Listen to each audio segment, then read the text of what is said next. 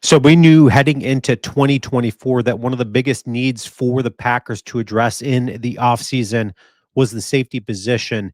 And they did that. Brian Gutekunst in the offseason went out and signed Xavier McKinney, and then he added Evan Williams and Javon Bullard to bolster that secondary. And they went from one of the worst safety rooms in the league to one of the better safety rooms in the league. So the biggest topic for the Packers this offseason is what do they do with their secondary as far as their corners are concerned? Jaire Alexander, what do we do with him? Do we restructure a contract with him? Do we cut him after June 1st? Do we trade him? What is the best option for the Packers when it comes to Jaire Alexander? Well, the Packers get some great NFC North news. What is that? Well, let's take a look at this article right here. It says right here that the Vikings will not be able to franchise tag Byron Murphy Jr. That is excellent news for Packer fans out there.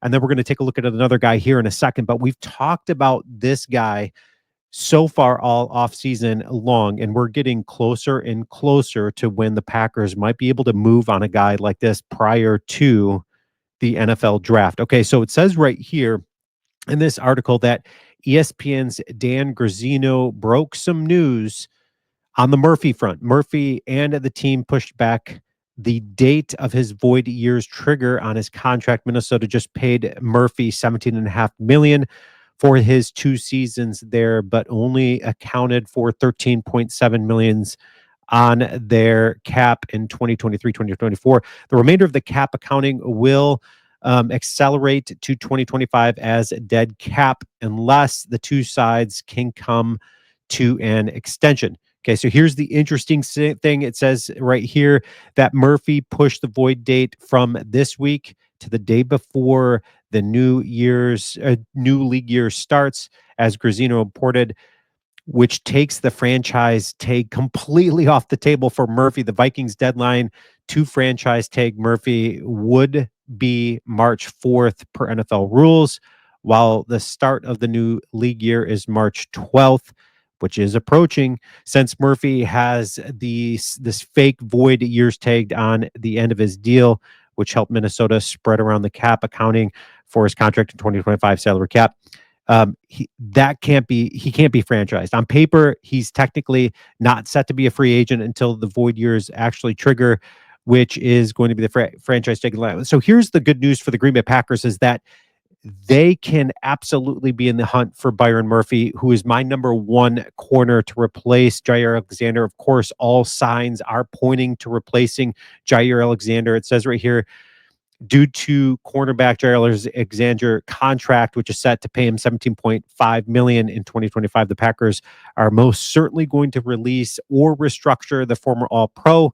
If they get rid of him, it opens up a significant hole, kind of similar to what the Packers saw this last offseason when it came to the safety position for the Packers. And then what do? They sign Xavier McKinney, which then bolsters them. And then you've got Evan Williams, again, another guy out there that just made that secondary under Jeff Hafley's defensive schemes so valuable and taking them to one of the better safety rooms in the league. Watch out for them this year. So then can Brian Gutekunst go and do the same thing when it comes to the cornerback position? Right now they've got Keyshawn Nixon as the number one corner out there, and of course Jaire Alexander, but I don't think his future in Green Bay is going to be there, which means the Packers are going to have to go either after Byron Murphy right here, or they could go after DJ Reed.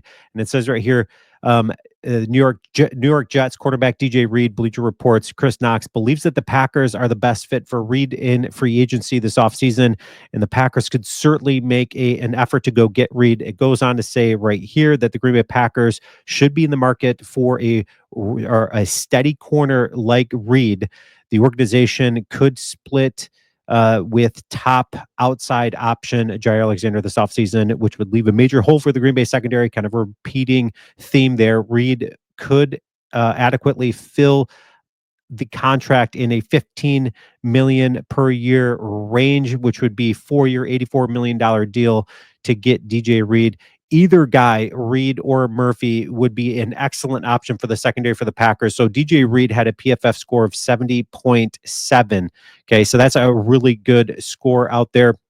You can see he's got a really nice run defense grade as well, which is always nice out there. So it says right here, as far as sacks go, he had one on the year. He had 8 missed tackles, but he had 55 solo tackles. And when it came to total pressures, he had 7 interceptions, nothing, right? Opposite of what Byron Murphy did this offseason, 72.8 PFF score. And then you take a look at his obviously not a great pass rush grade because he hangs back out in the backfield to get those picks because he ended up with 6 of them, 69 solo tackles.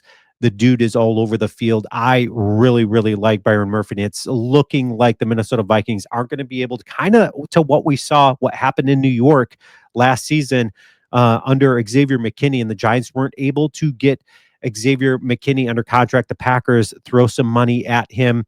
The Giants weren't able to match that. They didn't match that, and the Green Bay Packers capitalized on that. Brian Gutekunst, I think, is going to be doing something similar this offseason. And watch out for the Packers to go and address the cornerback need early in the draft. You could be looking at a similar situation when it comes to the safety room last year, going from one of the worst to one of the best. And then you look at the Packers, of course, when Jaire Alexander is in there, the Packers have one of the better secondaries in the league, but he's never in there. Okay, so that's a huge problem for the Packers. Certainly will be addressing that. So if they're able to add a guy like Byron Murphy and then address somebody early in the draft, and then you've got Keyshawn Nixon and then Carrington Valentine there, you've got a really good secondary for the Green Bay Packers. Leave your comments on this. This is exciting news for the Packers that Murphy cannot be franchise tagged by the Minnesota Vikings. Fantastic news. Leave your comments, and as always, go Pack Go.